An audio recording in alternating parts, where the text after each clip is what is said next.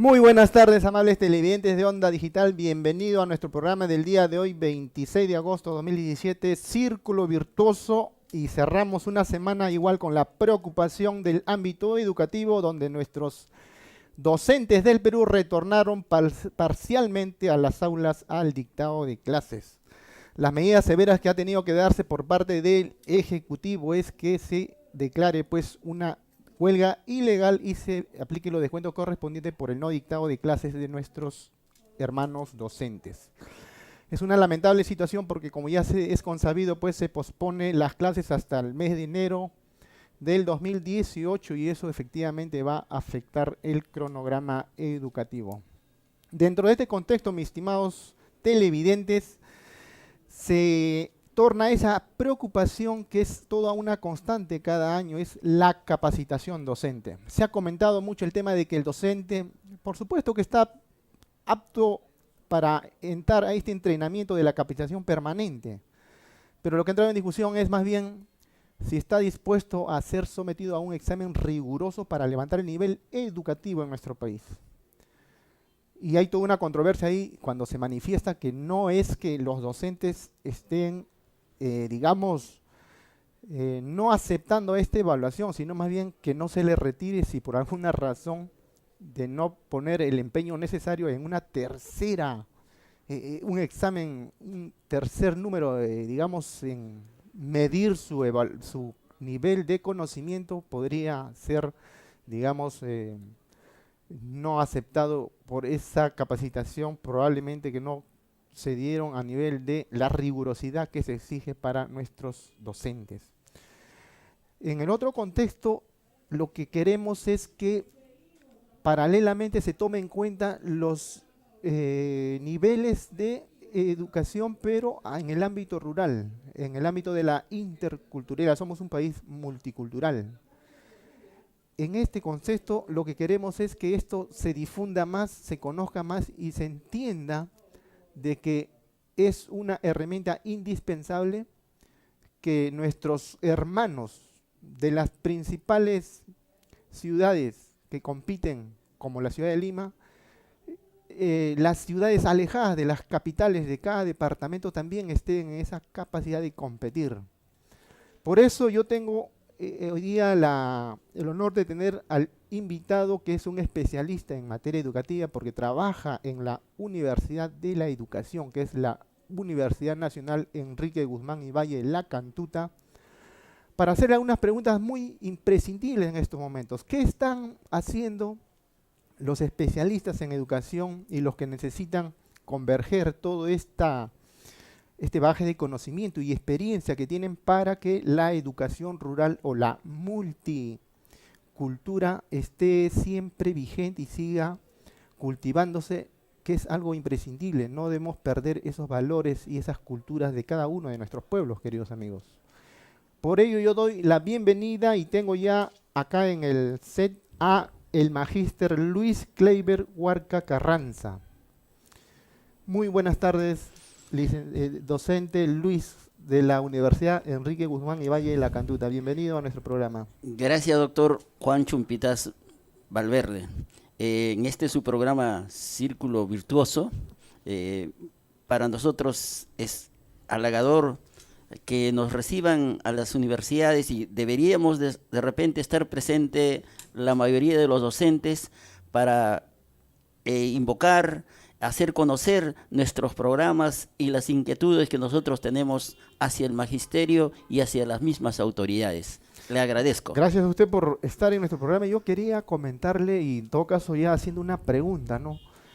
Es consabido por todos nosotros, pues, que hay una enorme desventaja entre las ciudades capitales del Perú frente a al nivel de capacitación que podrían tener de repente los docentes, pero también los alumnos, porque acá se ve una enorme competencia entre las escuelas privadas y las escuelas públicas en las ciudades. Y mire, ¿ello ocurre también en los lugares rurales del Perú? Exactamente. Primero tendríamos que diferenciar la ciudad con las escuelas rurales. Estadísticamente, las escuelas ubicadas, llamadas unidocentes, con un solo docente. Un solo docente, para varios grados. Y multigrado con 2 o 3 docentes, ¿no? Toda la institución educativa. Existe en el Perú un promedio de 69 a 70%. Significa pues enorme. Bastante. Claro. Ahora, si nosotros comparamos, diríamos, pues, no, pero si en las ciudades hay mayor población y hay mayor número de profesores, exactamente. Eso 30% es pues la que diferencia. Pero encontramos nosotros en las escuelas rurales aulas con 12, 15, máximo hasta 20 niños de primer a sexto grado y en muchos de los casos solamente de primero a tercero. Entonces, aquí viene la diferencia que usted me dice, por ejemplo, en cuanto a la atención. La atención de la zona urbana, zona rural, es bastante enorme, en el sentido de que la educación rural está pues totalmente diversificado. Hablaríamos de región sur, región centro, si hablaríamos de regiones centro, sur, norte, nada más, pero nosotros tenemos 24 regiones y cada región... Departamentales. Cada región es una realidad. Entonces, tendríamos que hacer una preparación de este maestro por regiones. Pongo como ejemplo nada más Lima. Lima provincias, región Lima provincias, que tiene 10 provincias, tiene costa, y la mayoría está en la sierra. Claro, entonces, imagínese, no podíamos tener un currículo único para, inclusive hablando de Lima metropolitana, con sus 42 distritos, tendría que tener por lo menos un modelo, y para los de Lima provincias, diferente. Últimamente, perdón que le interrumpa, hay esfuerzos por parte del Ministerio de Educación en este aspecto que usted comenta, la currícula. Es interesante, pero por lo que usted me comenta, como que se ha quedado un poco pospuesto esos proyectos que el Ministerio de Educación en algún momento ya lo había comentado en algunos foros. Mire, la reforma exactamente empieza en el 2006 con el diseño curricular nacional. Así es. Pero el diseño curricular nacional del 2006, al que se oficializa en el 2009 al 2013, no se evaluó como corresponde. Entonces no sabemos exactamente cuáles son los resultados reales de su aplicación, tanto en la zona rural como la urbana. Ese es el gran problema. Luego vienen las rutas de aprendizaje y ahora el nuevo diseño nacional. Entonces, ¿qué ocurre? ¿Cuál es la diferencia entre estas tres? Lo primero, a mi entender, el maestro tenía que prepararse cómo diversificar el currículo. Ahí es el trabajo. Entonces, el maestro lo vio muy difícil, o sea, el docente, sobre todo de rural, que estaba trabajando pues, con varios grados, o que trabaja, ¿no? Veía muy difícil la diversificación, porque la diversificación es un trabajo sencillo, decir, bueno, esto lo ubico, etcétera. La programación implica un trabajo, un esfuerzo bien complicado. Entonces, cuando viene la ruta de aprendizaje, no le dan una direccionalidad de dónde debe empezar y dónde debe terminar. Así es. Aparentemente es fácil, pero ¿qué es lo que es? Aquí estoy siguiendo alguien que me está instruyendo sin tener en cuenta lo que debe hacer el maestro. Que podría ser... Y ahora con el nuevo diseño, que actualmente ya está en vigencia, entonces hay una serie de complicaciones, más ¿no? de que el docente rural no ha sido preparado, o no sigue siendo preparado, pues, como le decía anteriormente, de acuerdo a su realidad cultural. Yo quiero interrumpirle ahí cuando usted dice, claro, el docente no ha sido, digamos, adiestrado a esa realidad de cada lugar de zonas rurales, valga la redundancia. Sin embargo, acá los expertos en educación, y mayor aún si son hijos con ciudadanos de esas zonas rurales, ¿por qué no se ha tenido en cuenta de que un docente, que es, no sé, de Hualgayoc, de Quinocay, digamos, zonas muy alejadas a las principales ciudades, esos docentes que vienen a la universidad, seguramente céntrica o Lima, entiendo que deben ser destacados a sus lugares de origen, y si son destacados así a sus lugares de origen, de repente el término destacado no es el correcto, sino retornan al lugar de origen a dictar clases, ¿No es más beneficioso y todo se beneficia a todos los rurales, todas las zonas Claro, alejadas? claro, correcto. Nosotros,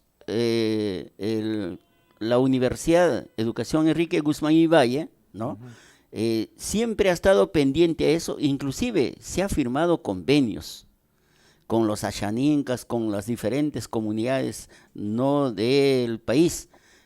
Lo que pasa que estos convenios no han sido adecuadamente organizadas, de tal Ya. manera, cuando ellos terminan, se olvidaron de su ciudad y no regresan.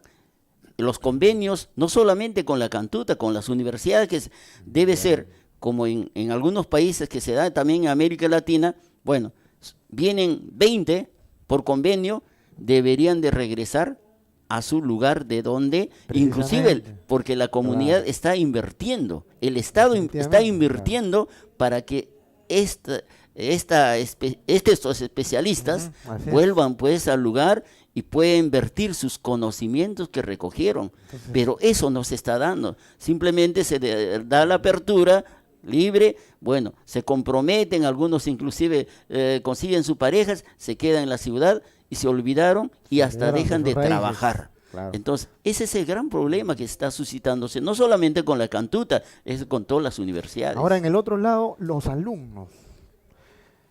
Somos un país que migra. Entonces, los padres, digamos, llegan a la ciudad y asientan en las ciudades, hacen su vida y ya, bueno, tienen sus hijos, nacen en la ciudad. Pero cuando migran ya con los hijos, ya este es el otro, digamos, contexto que se da, ¿no? Vienen los hijos pequeños a la ciudad. Ellos conocen un poco, por ejemplo, el idioma quechua, ¿no? Otro idioma, el aymara, ¿no? De la selva. Pero cuando le consultamos o le preguntamos en una conversación, ¿conoces el idioma? ¿De dónde vienes? Vengo del Cusco. Ah, ¿sabes quechua? Y ellos niegan que conocen quechua. ¿Qué está pasando ahí con los niños, con los jovencitos? Igual Ahí, de la selva, ¿no? ahí hay dos cosas. Uno, la vergüenza, como dicen. Otro, de que, bueno, los padres no instruyeron adecuadamente desde su origen. Entonces, ¿qué pasa? Acá en Lima hay mayor cantidad de población provinciana Claro. que, Migrantes. ¿no? Así Hay es. más cantidad de migrantes, exactamente.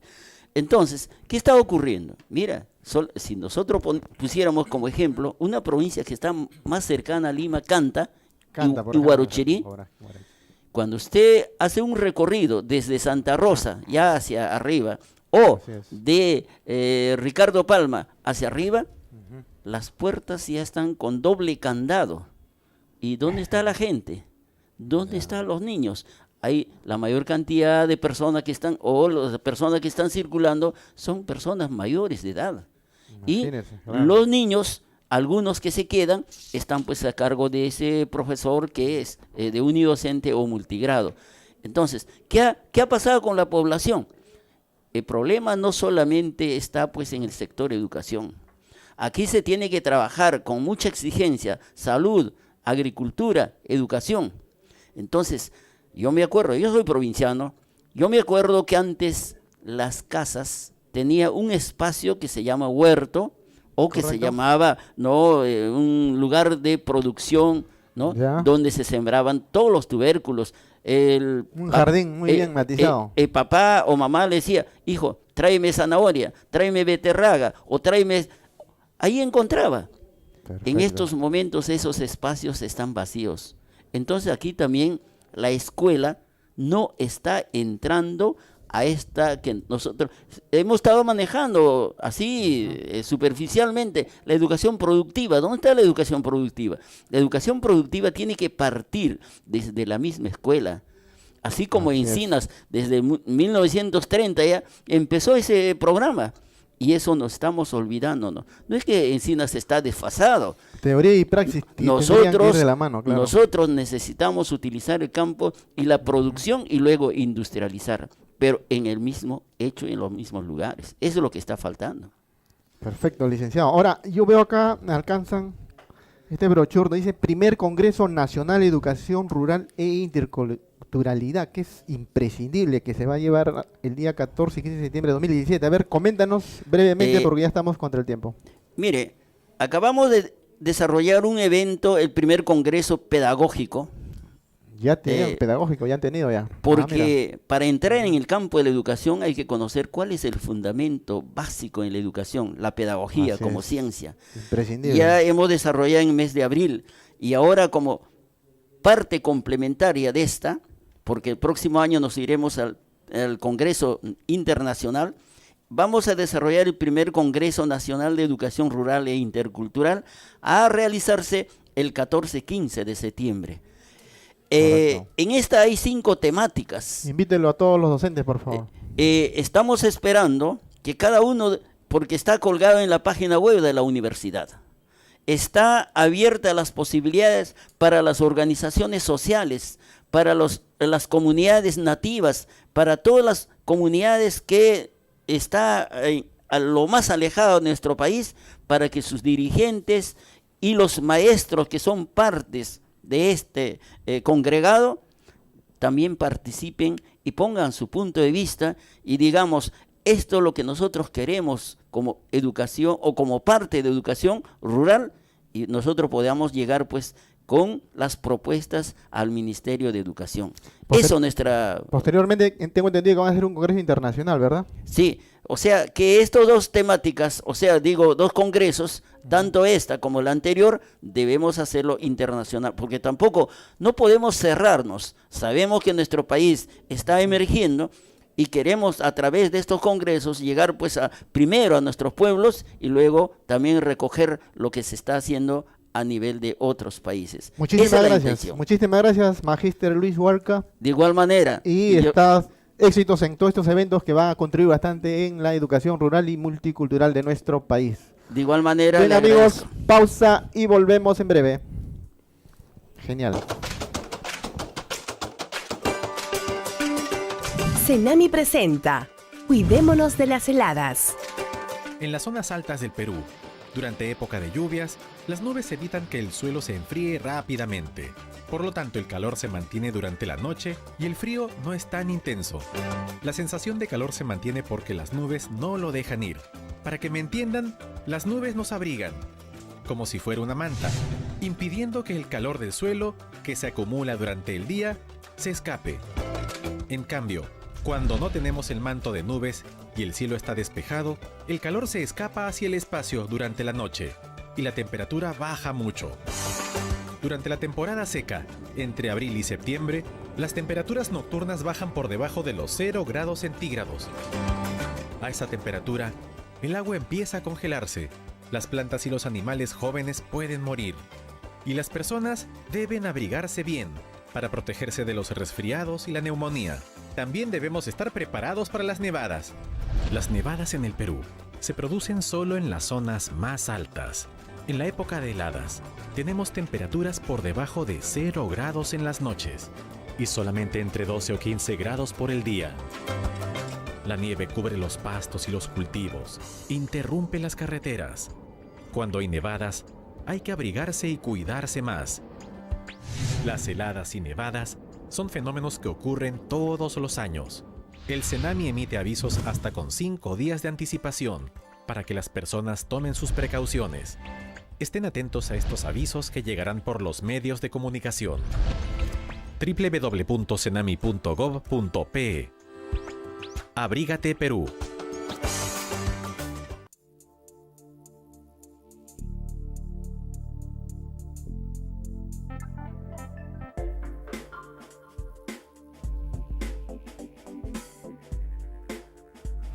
El profesor nos dijo que el agua de los océanos, mares, lagos y ríos se evapora por la energía del sol. Luego se condensan formando las nubes que generan lluvia. Y esas lluvias son recogidas por los riachuelos y ríos y luego son devueltas al lago o al mar. En mi pueblo, en la sierra, ocurren lluvias y granizo desde septiembre hasta abril, pero a veces cae nieve, mientras que en los meses de heladas, entre mayo y agosto, casi nunca llueve. Pero ahí no acaba el viaje del agua, porque el agua empieza a acumularse y correr por la superficie, formando los ríos. ¿Y el agua de las lluvias termina yendo a los ríos? Parte de ella logra infiltrarse a través del suelo y forman ríos subterráneos. Ah, ahora voy entendiendo más. Los riachuelos siguen su curso hasta llegar a un río más grande, o un gran lago, o al mar. Así se forman las cuencas hidrográficas, que son los espacios geográficos conformados por un sistema hídrico, donde las aguas drenan a un mismo punto. Y en el Perú se agrupan en 3 regiones hidrológicas: Amazonas, Pacífico y Titicaca.